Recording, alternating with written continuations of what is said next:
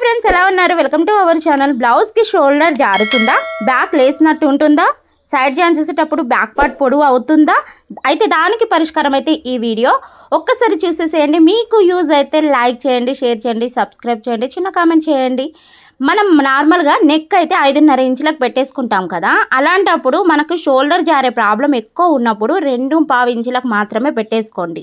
ఇక్కడ డౌన్లో కూడా మనం 3 ఇంచులకు పెట్టండి, 3 ఇంచులకు పెట్టకండి కొంచెం బ్రాడ్ కావాలన్నా కూడా. ఎందుకంటే ఇక్కడ వీళ్ళకి షోల్డర్ అనేది కొంతమందికి డౌన్గా ఉంటుంది కాబట్టి వీళ్ళకి షోల్డర్ జారే ప్రాబ్లం ఎక్కువ ఉంటుంది. ఇంకొకటి ఏంటంటే మజిల్ అనేది కూడా తక్కువ ఉంటుంది. కొంచెం వయసు పైబడిన వాళ్ళకు కూడా ఈ సమస్య అనేది ఫేస్ చేస్తూ ఉంటారు. కాబట్టి ఇక్కడ నెక్ అనేది చిన్నగా పెట్టేసుకోండి, అంటే ఇక్కడ సెట్ అవుతుంది. ఇంకో లాస్ట్కి ఒక ట్రిక్ చెప్తాను, ఆ ట్రిక్ కూడా యూజ్ చేసేసేయండి. అయితే ఇక్కడ బ్యాక్ పార్ట్లో మనకి లేసినప్పుడు అసలు ఎందుకు లేస్తుంది అలా?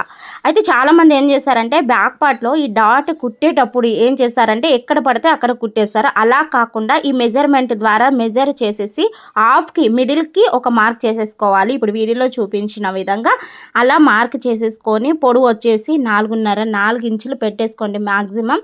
దీని వెడల్పు కూడా 3/4 ఇంచు 1 ఇంచు ఉండేటట్టే చూసుకోండి. ఎందుకు అనంటే మనము దీన్ని చాలా సన్నగా కుట్టడం వల్ల ఇక్కడ క్లాత్ అనేది మిగులుతుంది, అది మిగిలి బ్యాక్లో లేసినట్టు అవుతుంది. కాబట్టి కరెక్ట్గా మనం ఇది కరెక్ట్ టక్స్ దగ్గర మనం స్టిచ్ అనేది చేసేసుకోవాలి ఈ విధంగా. అయితే ఈ విధంగా కుట్టుకోవడం వల్ల మనకి బ్యాక్లో లేసే ప్రాబ్లం అస్సలు ఉండదు. ఇక ఇక్కడ చంకలో మనకి ఎక్కువ క్లాత్ వస్తుంది, అప్పుడు ఫ్రంట్ పార్ట్ కంటే బ్యాక్ పార్ట్ ఎక్కువ వస్తుంది, మాకు రౌండ్గా రావట్లేదు అసలు అని అనుకున్నప్పుడు ఇప్పుడు నేను ఈ వీడియోలో చూపించిన విధంగా ఈ విధంగా క్రాస్గా అయితే తీసేసుకోండి. ఒక 1/2 ఇంచుకి ఇలా క్రాస్గా తీసుకోవడం వల్ల ఏంటంటే మనకి కరెక్ట్గా వస్తుంది. ఇప్పుడు నెక్ జారుతుంది, ఇలా పెట్టుకున్న జారుతుంది అన్నప్పుడు ఈ విధంగా నెక్ వైపు కొంచెం డౌన్ అయితే వేసేసుకోండి మార్క్. ఈ విధంగా వేసుకోవడం వల్ల మీకు ఈ 3 ప్రాబ్లమ్స్ అయితే సాల్వ్ అవుతాయి.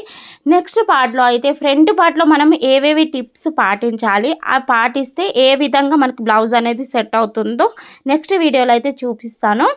ఇప్పుడైతే లైక్ చేయండి, షేర్ చేయండి, కామెంట్ చేయండి. మీకు తప్పకుండా